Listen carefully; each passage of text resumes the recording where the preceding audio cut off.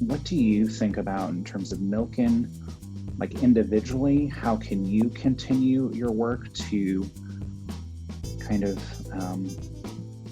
teach with that perspective of the importance of equity and inclusion, but also what can you think about as the institution? Where do we, as a school, as a community, where do we need to grow in these areas? Welcome to Coffee with Kim-Seda, this week with special guests Lauren Scheloske and Siri Terk.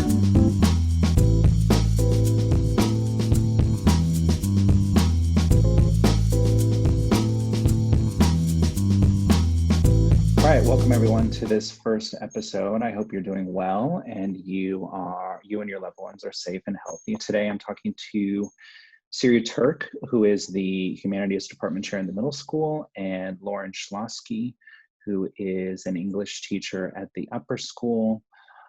Both of them also are mentor teachers at the school and do a handful of other things. But we're going to start diving in today. I just want to ask you, Siri, I'll start with you. Where were you born and raised, and how did you end up in Los Angeles? I was born and raised in Baton Rouge, Louisiana, and I ended up in LA through a circuitous series of events, but the man that I married was from Los Angeles, and I met him in my undergrad at Tulane, and so ultimately we ended up back out here in Los Angeles where his family is. Okay, great. And Lauren, how about you? I am from Pennsylvania originally. I lived in Erie for half of my life, and then I moved to the Pittsburgh area suburbs. And I ended up out here. I actually had a group of friends who wanted to come out here and work in the film industry, and I was very close with them. And I said, well, I can't get a teaching job in Pennsylvania right now. It was the Great Recession. So I moved out here to get work, actually. So when I moved out here from Boston, it was quite a culture shock. Just going from kind of New England area to LA. I'm wondering, when you got out here, what was your first impression? Was it difficult to adjust? What do you remember? Lauren, can you go ahead and start? Yeah. So where I grew up outside of Pittsburgh was predominantly white. I think in a class of 550 students, 5 people were persons of color. So obviously culture shock as far as that went. But I also noticed that I had an attitude that was like very structured and straightforward and get to the point and let's move on. I don't know if it's changed that much, but people here were very much like, let's talk about ideas, let's slow it down and focus on things. And so that was a shift for me as well. Just kind of the work atmosphere was very different in a good way, but different. Okay. Siri? That's so interesting. I was thinking from being from the South where everything truly is a much slower pace, and socially speaking, it's just a much slower pace of life. The thing that was a big shock for me was not slowing down and saying, hey, how you doing? And having a chat with your grocery store guy and that sort of thing. So that was a little bit new and different. And also just the pace of driving, like literally the speed on the freeways, the density on the freeways was a little bit, and this was 15 years ago that I moved here, and it was overwhelming comparatively. Sure. Yeah, that too. And the courtesy. That's the other thing. Like, I'm so used to very like slow, courteous, ambling drivers. No, you go. Very different here. Yeah. Sometimes it's mistaken for weakness. So on the road. It's interesting. The first school that I worked at when I came here, I'm coming from a New England prep school, going to work at a school in Culver City. And, I'd wear button-ups and there's one button down. I'm not wearing a tie. And literally there's this woman one time who came up to me and was like, you need to loosen up. You're in LA now. She unbuttoned one of my buttons at work. I was shocked. Hilarious. And I didn't report it to HR, but that encapsulates things. Let's move on to other things, because I don't want to talk about HR issues and things like that. But I do want to get at today kind of this idea of identity and how that informs your teaching. So I'm wondering, just going back to where you were born and raised and kind of a sense of place, did that inform how you think about teaching, approach teaching, or even how you got involved in teaching, kind of, or any maybe aspect from your family and your upbringing that informed either identity or how you got into teaching? Whoever wants to start first, you can go ahead.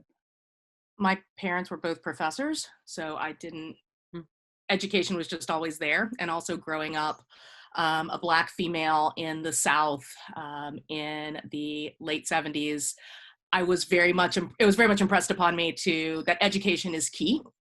It's the key to advancement. It's the key to improving your fortunes. So that was always a given. Becoming a teacher was a different story, but I was certainly impacted. My upbringing and my place of growing up impacted how I approach teaching, because I really see it as a shepherding, and I see it more than just the academic piece of it. It's really more about the relationships and the nurturing, because it was those experiences that helped me with the challenges of growing up in the racial position that I grew up in as a child. Yeah. Sort of a different experience on the education side, which is, both of my parents did well, but without a college degree. So they kind of moved up through their whatever company they were in. And in fact, when I said that I wanted to go to college, they said, "Oh, you do?" And that was my junior year of high school. So the education was not an emphasis so much as just family doing well and just kind of being a good person. I was raised Catholic, which was very much, now that I reflect and was pulled out of that kind of cocoon of Catholicism, really much informed the way that I led my life, where you're quiet and do your work and just get it done and don't really make a show of things. It was very much how I was raised. And then as far as getting into teaching, I actually within my town saw that it was more about wealth disparities, because I was in kind of a poor blue collar area, rather than race, but the identity was built around haves and have nots. And you could clearly see that in the schools. And that was something that always affected me. I didn't grow up wealthy, so I guess I saw that kind of work ethic of, oh, I can be successful.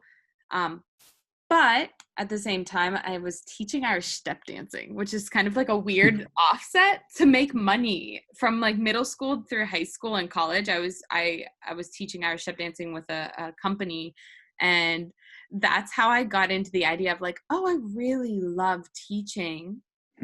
And then I actually had some really bad teachers, which I know sounds terrible, but I had some teachers that were so unempathetic to those kids around me that didn't have breakfast. And I could clearly see that they didn't have running water at their house growing up. And that made me go oh, I need to get into this, like you said, Siri, but something that's more, it's a community, right? It's a shepherding. I love that you use that word. So speaks to my Catholicism. It's true, right?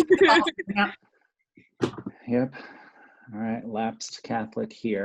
Going to one of the things why I wanted to talk with both of you is when I've been in your classrooms, it's just a joy to see you teach and to hear you talk about literature. So I want to dive into do you have a most memorable book where race was a central character or a central idea in the novel or the piece of nonfiction, whatever it may be? And can you just describe why and how that book was impactful for you? Sure. Yeah. Siri, why don't you go? You go first. I was thinking about this one. Me too. I would have to say probably The Bluest Eye, Yeah. Toni Morrison. Okay. And I say it, not the first book, but probably the most impactful book that I read in high school and then again in college. But for me, that because I grew up in a place, literally I am of mixed heritage, and I grew up in a place where African Americans didn't really accept me. I was ostracized because I was too proper, my value for education, my hair, but I was also ostracized by the white folks who were very wealthy and essentially like the family of the plantation owners that, you know, historically would have owned people like me. So the experience of being in between and of appreciating one particular race that was not mine, or beauty aspects of that race that was not mine, and not being able to attain that, and trying to gain a sense of appreciation for my own identity and my own physical appearance, that was something that captured me. And so that aspect of race and the whole notion of colorism is captured in that novel as well. So, and beauty standards. So that one for me was kind of seminal. Wow. Yeah. I would say that my high school curriculum and middle school curriculum was not very diverse in my choices. And it wasn't until my 11th grade year when they said you can choose a novel that you want to do that I like ended up with I Know Why the Caged Bird Sings in my hands. I think I probably did a search or a Google like best novels or young, I'm not sure what it came up on the list, and I was like, I know this title, right? It was that like title recognition, but I would have to say like reading that gave me such a huge worldview shift from what I had been reading. I mean, it was The Great Gatsby and like All Quiet on the Western Front until that point.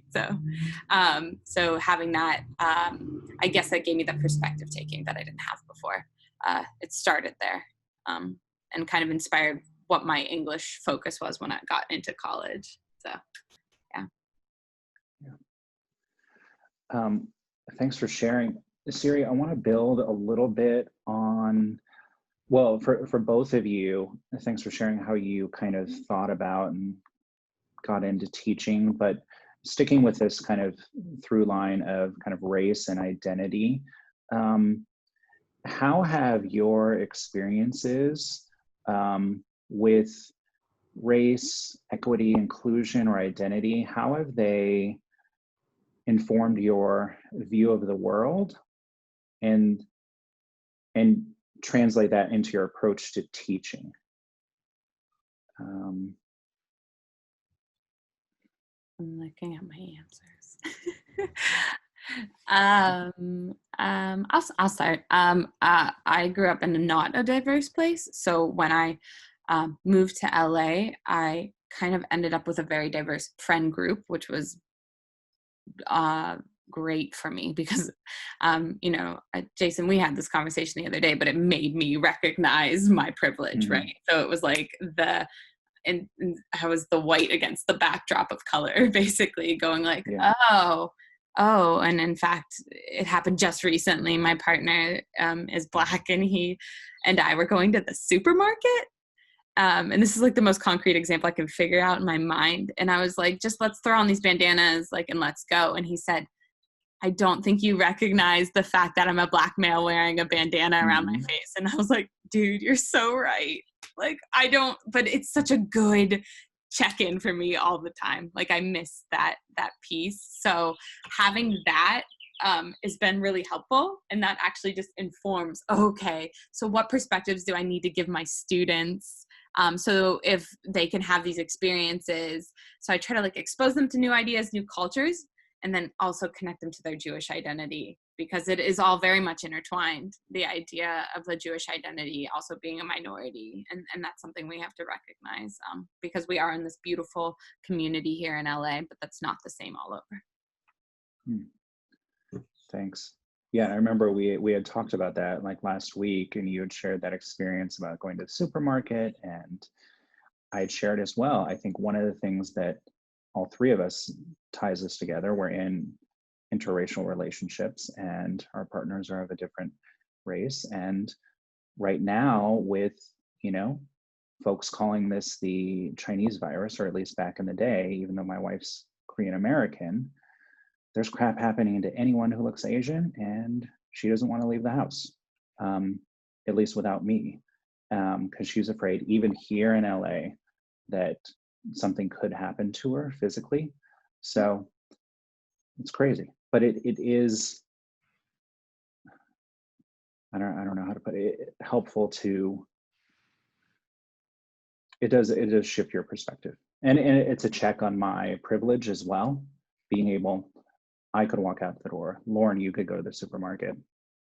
We're good to go.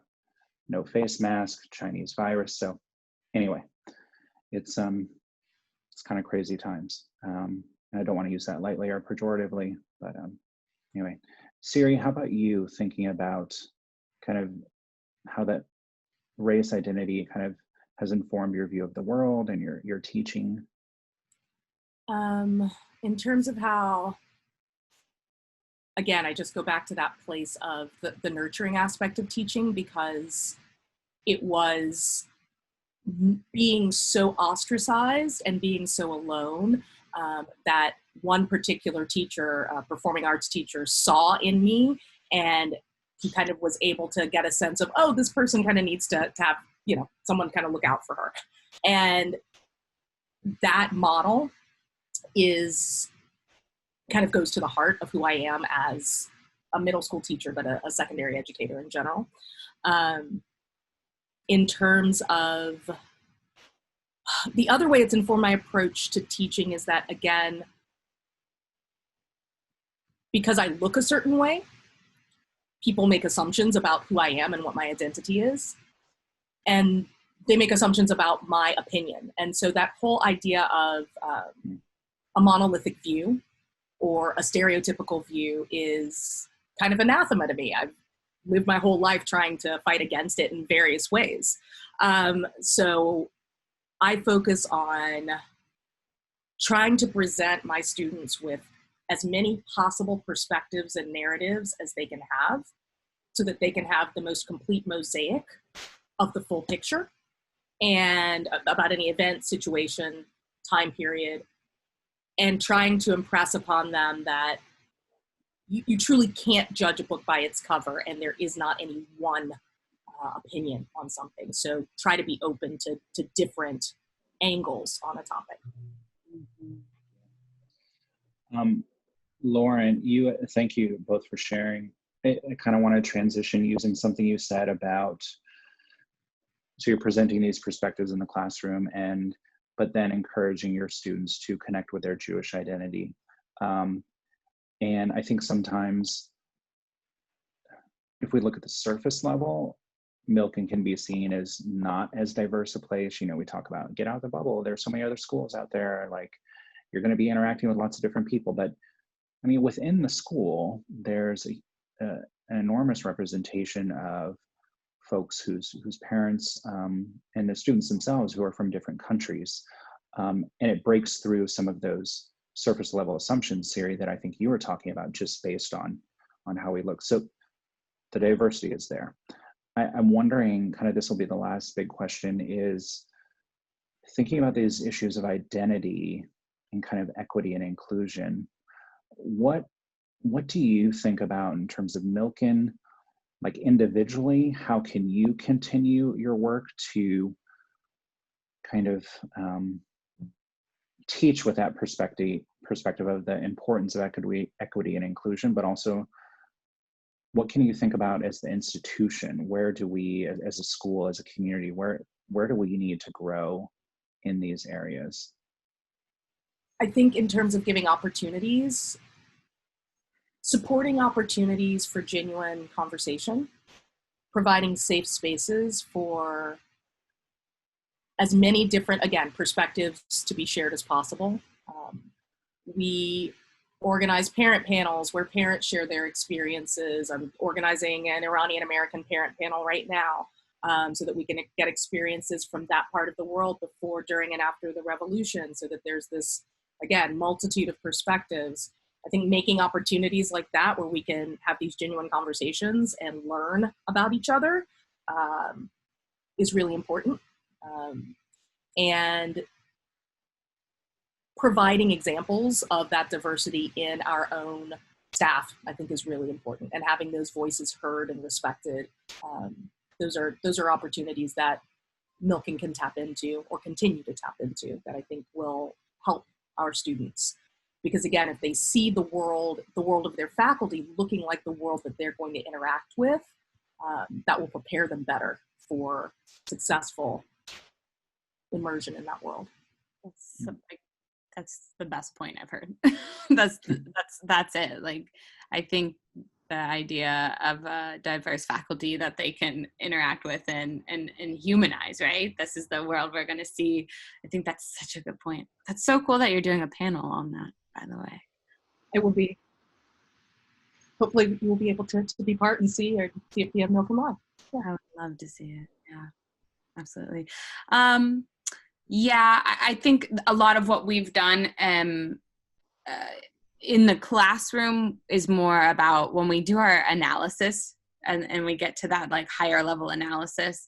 It's a constant like connection to the world, connection to my own experience, and then connection to like human experiences. And a lot that has been coming up with my students lately has been the immigrant family experience. I'm doing Death of a Salesman with the 9th graders right now. So we are talking about the nuclear family and then extended family and why those exist. And that's been a great connection. And right now, as we're home, and it has shifted a lot in this current learning environment to be this analysis that connects to the current world. It always is, but now it's so much easier. There's just concrete things we can pull from our experiences right now that I'm loving to have, and having these conversations with our students that they want to have and they need to have right now, I think is great. And having those shared experiences that, we have girl talk at the high school and I love it. It's great, right? Speaking of creating spaces. But one of my boys, because we were talking about being a man, right, as one of our thematic things, and there's no space for boy talk. And but they said that's because our community hasn't created it, like it's student led, right? So they're not sure if that's an okay thing to do. Is that gender specific? Can I have a boy talk? Can I? And I'm like, you can do whatever you want. And I had another student mention that they were trying to do like a cultural club because they recognized the different cultures within the community, but they weren't sure how to create that space yet. But it's something they want for sure. So. Yeah, I'm sorry, just supporting those student-driven pieces. I think that organic desire that they have, authentic, to learn about each other, the more that we can support and encourage that, the better off they will be. Okay. Yeah. Thank you both for your responses. I think we just kind of touched the surface, and I think we even danced around a little bit. Class, religion, gender, conformity issues, and just there's so much to talk about. But I think this idea of identity and assumptions that are made, and I think one of the things that I think all three of us could agree about is one of our roles as teachers is to confront those assumptions, question them, and just interrogate the assumptions and think about what we think about. And I know one of the themes has been, race and color and colorism, and then just looking at light skin color and dark skin color, and where do our eyes go, and what assumptions do we have. I think it's important for us to think about it, because we have such a rich community. We have students whose families, parents and grandparents come from a variety of places. And I hope, in the coming year that we can start some of these student groups. And if any students watch this, there are plenty of teachers who would support you and want to talk about it. And just even having spaces for ourselves to talk is important as well. So I would love to talk for hours, but I know we've all been on Zoom for a while, and we may be a little zoomed out. To the audience, thank you for watching. Stay tuned for episode 2 of Coffee Talk with Kim-Seda. And for that week, I'm going to talk to Mark Radayev and Ari Karpel about career changing and what life was like before they came into the classroom. So we'll see you then. We'll see you next week. Thank you both.